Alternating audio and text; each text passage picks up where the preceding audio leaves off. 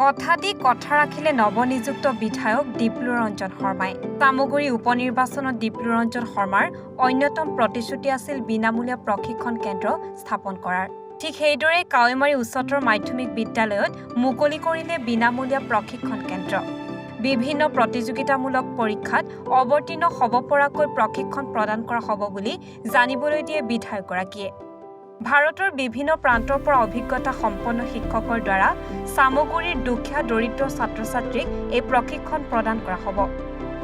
প্ৰথমটো প্ৰশিক্ষণ কেন্দ্ৰ মুকলি কৰে কাৱৈমাৰী উচ্চতৰ মাধ্যমিক বিদ্যালয়ত, য'ত 200 গৰাকী ছাত্ৰ-ছাত্ৰীয়ে প্ৰশিক্ষণ ল'ব পাৰিব। প্ৰশিক্ষণ কেন্দ্ৰৰ মুকলি অনুষ্ঠানত কেইবাগৰাকীও শিক্ষাবিদৰ লগতে অৱসৰপ্ৰাপ্ত প্ৰশাসনিক বিষয়াও উপস্থিত থাকে। অন্যতম প্ৰতিশ্ৰুতি আছিলে এতিয়া আপুনি কোচিং চেণ্টাৰ মুকলি কৰে, প্ৰথমটো কথা দি কথা ৰাখিলে। আমি ৰাজনীতি কৰোঁ সমাজৰ কাৰণে, ৰাজনীতি কৰোঁ ৰাইজৰ কাৰণে, আৰু আমি যিটো দলত ৰাজনীতি কৰোঁ তাত কথা দি কথা ৰখাটো নেতৃত্বৰ লক্ষ্য ৰাখি থাকে। গতিকে মোৰো সেইটো এটা খুব অন্যতম সপোন আছিল, আৰু ৰাইজক মই প্ৰতিশ্ৰুতি দিছিলোঁ যে বিধায়ক হিচাপে নিৰ্বাচিত হৈ অহাৰ পিছত মই প্ৰথম এটা প্ৰতিযোগিতামূলক পৰীক্ষাৰ প্ৰশিক্ষণ কেন্দ্ৰ মই আৰম্ভ কৰিম 4টা জিলা পৰিষদত। কিন্তু কাৰিকৰী কাৰণত 4টা জিলা পৰিষদত প্ৰথমতে মই কৰিব নোৱাৰোঁ, 2টাত কৰিম। আজি প্ৰথমটো আৰম্ভ কৰিছোঁ। মাননীয় আমাৰ খুব এটা আগশাৰী শিক্ষানুষ্ঠান প্ৰশিক্ষণ প্ৰতিষ্ঠান টাইমৰ লগত ইতিমধ্যে কথা পাতিছোঁ।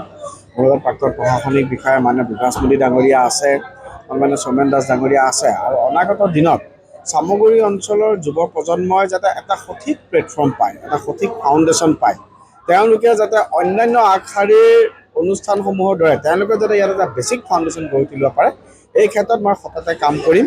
এইটো মোৰ লক্ষ্য আৰু উদ্দেশ্য।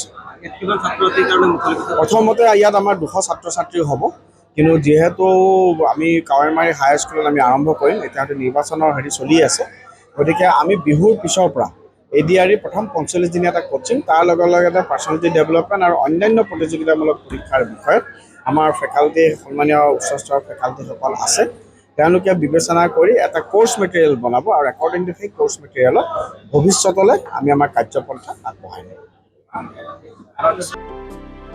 ৰূপহীহাটৰ পৰা আমানুল্লাহ খানৰ ৰিপৰ্ট, এনি ভাৰত 24।